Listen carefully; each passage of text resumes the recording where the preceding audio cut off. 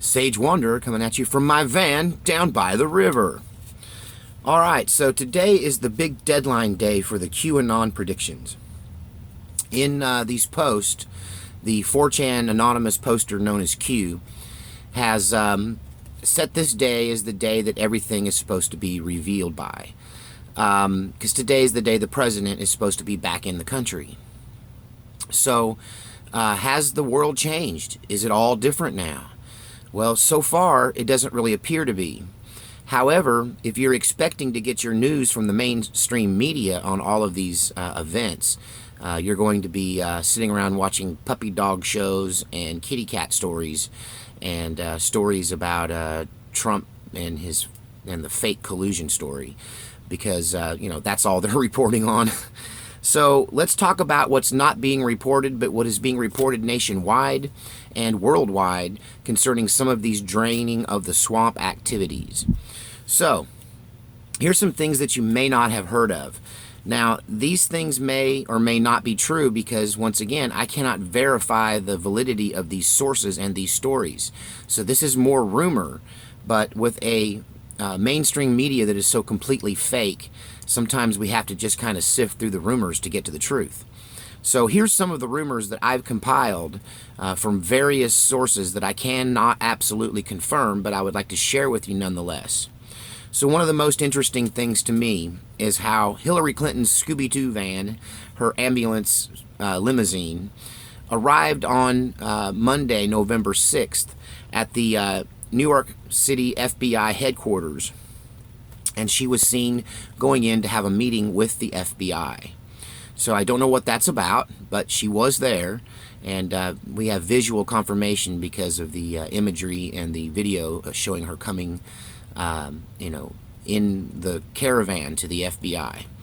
Now, there's also some pictures floating around showing Hillary Clinton and Chelsea Clinton both wearing these walking cast boots on their ankles, like you would wear, like a brace that goes up about halfway up to the knee on the shin and encompasses the whole foot.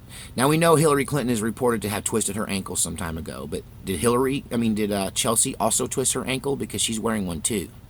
And then apparently so is John McCain. So I find this very interesting, unless they were all out playing sand volleyball together and fell down and twisted their ankle at the same time. What is the boot covering up potentially? An ankle bracelet?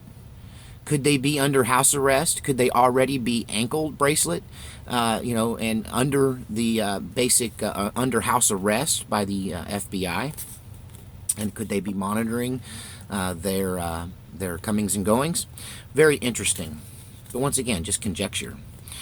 This is another piece of unconfirmed news that I've seen citizen journalists trying to approach Tony Podesta's house, and that it seems to be surrounded by police tape and cop cars everywhere through the weekend and even into this week.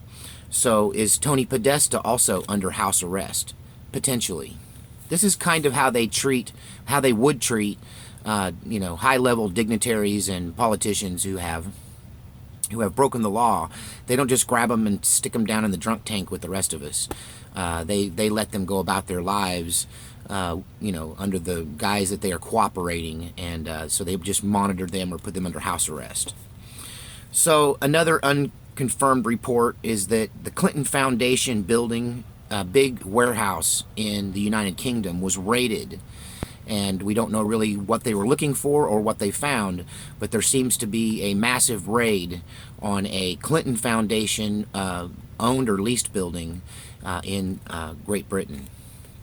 So, also, last week we have Corey Feldman going to LAPD and releasing the names to the LAPD on the Hollywood pedogate scandal and naming names. So, good move. That's the best way to assure that you will survive, is if you just put it out there ahead of time. So, that's happening with Corey Feldman. So we did see the Saudi purge happening over the last week or so, where they have arrested and or killed in really some violent clashes involving even helicopters being taken down and missiles flying in Saudi Arabia.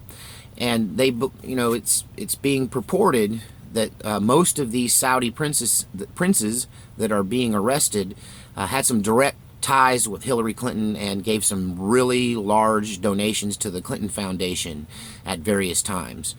Also, information is coming to light concerning the Saudi military presence in Las Vegas on the day of the shooting there, and that many of the rooms on the floor where the shooting is supposed to have taken place were actually being occupied by Saudi military agents, and that's kind of public knowledge.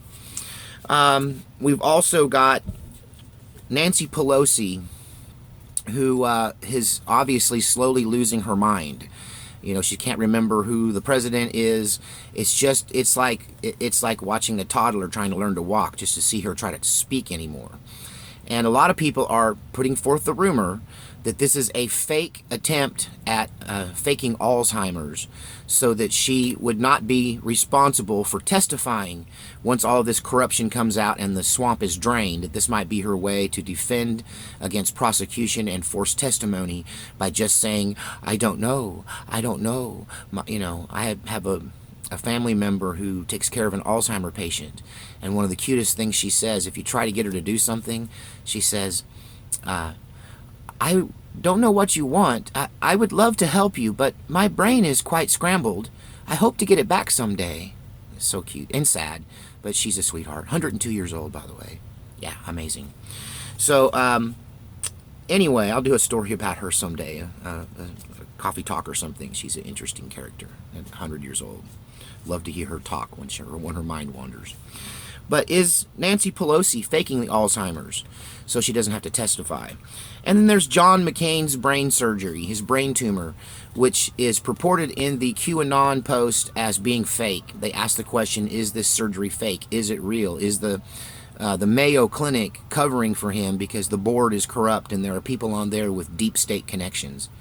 And they're making up his brain tumor once again so he doesn't have to testify and come up with the truth, or is somehow not prosecuted due to medical reasons. Also this week, and there's a lot of little things adding up. Also this last week, you've got Nigel Farage, who spoke in front of the European Union Council. And when he spoke there, he openly accuses almost all of the major members of the European Union leadership of being on George Soros, the vampire's payroll. He calls them out and says, you're taking George Soros money. You're under the influence of a foreign instigator. So once again, George Soros in the news. Let's see. Have I got everything down here? What am I missing? Oh, well, obviously, Pete Sessions announces that he's opening an investigation into Hillary Clinton's campaign, her foundation, Uranium One, the Saudi connection, the money being sent into the foundation from Russia in exchange for the nuclear material being given them, them getting access to 20% of our uranium mining operations here in America. So all of these things kind of adding up to maybe QAnon was right. Much of this is unconfirmed reports, mainly because mainstream media won't touch any of this stuff with a 10-foot pole. But we're getting independent journalists reporting on all of these things. And do all of these things kind of add up to a swamp draining going on? Maybe so, kind of. We'll have to wait and see. Even Robert De Niro was named recently, this week I believe, this past week, and being connected to being a client of a operation that is a prostitution ring, and that he was a customer of this prostitution ring who specialized in underage girls. So is he dirty in this whole pedogate thing as well? I think the names will keep dropping as the swamp implodes.